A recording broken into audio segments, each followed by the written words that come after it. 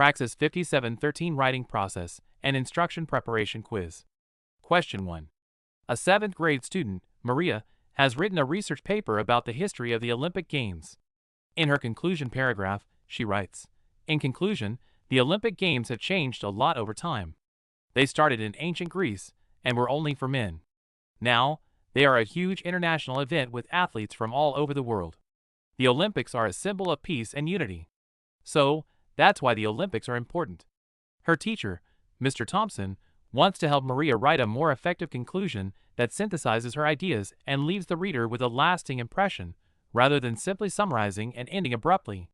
Which of the following prompts would be most effective in guiding Maria to revise her conclusion? Is it? Option A.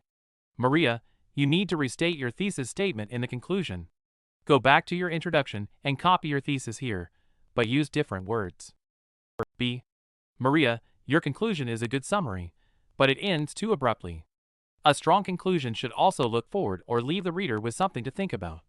Can you add a final sentence that connects the history of the Olympics to their meaning for athletes today, or maybe a thought about their future? C. Maria, you have a grammar error. They started in ancient Greece should be it started in ancient Greece, because Olympic Games is a singular entity. Fix that, and your conclusion will be much stronger. Or D. Maria, your conclusion is fine. It summarizes your main points, which is the purpose of a conclusion. You don't need to change anything. The correct answer is B. The correct answer is B. This question assesses knowledge of the specific characteristics of an effective conclusion paragraph. A strong conclusion does more than just summarize. It synthesizes the main ideas, reflects on their significance, and provides a sense of closure while often leaving the reader with a final thought to ponder. Maria's conclusion is purely summative and ends with a weak, colloquial statement, so that's why. Option B correctly identifies the issue, the abrupt ending, and provides a generative prompt that guides Maria toward a more sophisticated conclusion by asking her to think about broader implications or connections. This scaffolds her revision process without doing the work for her. Option A gives a formulaic instruction that might produce a technically correct but still weak conclusion. Simply restating the thesis is not enough. Synthesis and a lasting impression are key. Option C incorrectly identifies a grammatical error. The Olympic Games is typically treated as a plural noun in American English, e.g., the Games are held every 4 years, so they is correct. Even if it were an error, fixing it would not address the structural weakness of the conclusion. Option D is incorrect because it fails to recognize an opportunity for growth and sets a low standard for what constitutes effective writing. This question highlights the importance of teaching the nuanced purposes of different parts of an essay. Question 2. A teacher is reviewing a student's essay and notices the following sentence. The team of researchers presented their findings, which were surprising to everyone in attendance. The teacher wants to discuss the use of the relative pronoun which with the student. Which of the following statements accurately describes the function of the word which in this sentence? Is it? Option A, which is a subordinating conjunction that introduces a dependent clause that cannot stand alone. B, which is a relative pronoun that introduces a relative clause that provides additional, non-essential information about the noun findings. The clause is set off by a comma, indicating it is non-restrictive.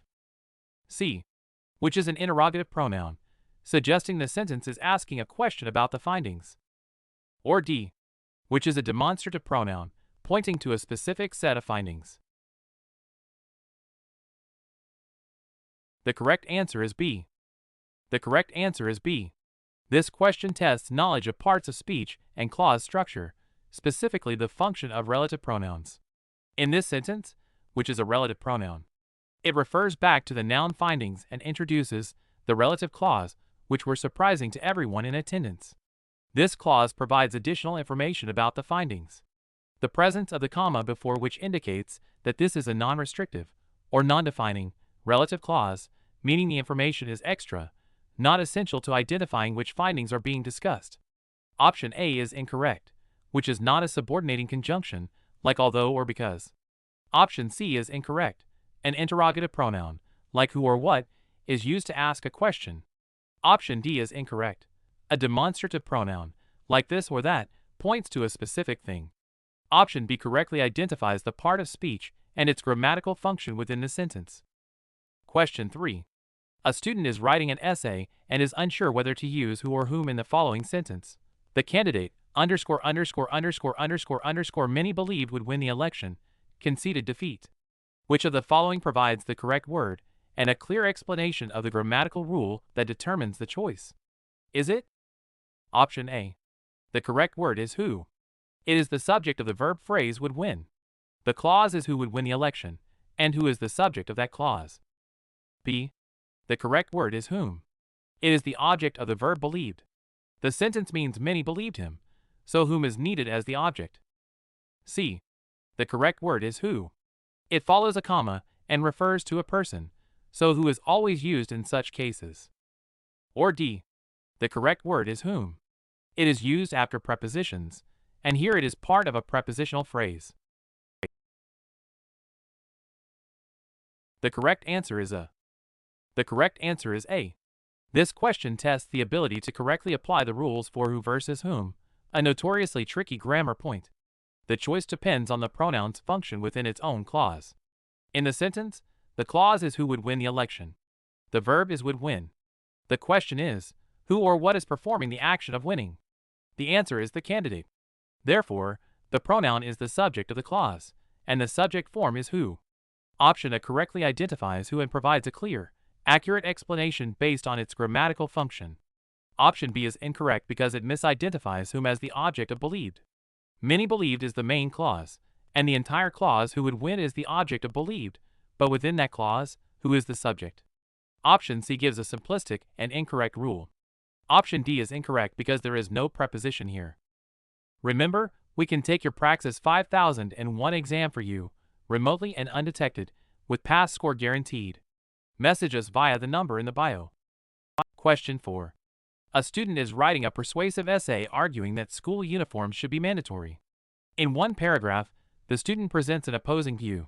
Some people argue that uniforms stifle students' individuality and self-expression. The student then writes the next sentence. This is a stupid argument that makes no sense. The teacher wants to help the student address the counterargument more effectively and respectfully.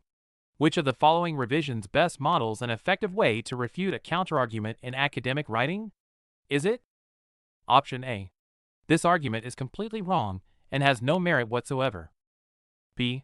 While the concern about stifling individuality is understandable, it overlooks the fact that students can express their individuality in countless other ways, such as through their choices in accessories, hairstyles, and extracurricular activities, rather than through potentially distracting or inequitable clothing. C. People who say that are just wrong and don't understand the real issues. Or D. The argument about stifling individuality is not a good one, and I will now explain why it is bad. The correct answer is B. The correct answer is B. This question assesses the ability to teach effective argumentation, specifically how to respectfully and logically refute a counterargument. A strong refutation acknowledges the opposing view's validity or reasonableness, then provides a logical counterpoint. Option B does this masterfully. It begins by validating the opposing view. The concern is understandable, which shows respect for the reader and builds credibility. It then provides a specific, logical rebuttal that points out an overlooked aspect, other avenues for self-expression. This is a far more persuasive approach than simply dismissing the opposing view. Options A, C, and D are all examples of weak refutation. They are dismissive, insulting, and lack any substantive logical counterpoint. They would undermine the writer's credibility rather than strengthen their argument. Option B models the sophisticated rhetorical move of concession and refutation. Question 5. A student is writing a research paper and has included the following in-text citation, Smith 45. At the end of the paper, the student has a works cited page with the following entry, Smith, Jane. The History of Writing. Boston, Academic Press, 2020. Which of the following statements accurately evaluates the student's citation format according to MLA style? Is it? Option A. The citation is correct. The in-text citation includes the author's last name and the page number, and the works cited entry provides the full publication details. B. The citation is incorrect. The in-text citation should include the year of publication, not the page number. C. The citation is incorrect. The works cited entry should list the publisher city without the state, and the title should be in italics, which it is. Or D. The citation is incorrect. The in-text citation should have a comma between the author's name and the page number, like Smith, 45. The correct answer is A. The correct answer is A. This question tests knowledge of MLA citation format. In MLA style, the standard in-text citation for a source with a known author is the author's last name and the page number, with no punctuation between them. Smith, 45. The works cited entry provided follows a standard MLA book citation format. Author last first. Title. Publisher year.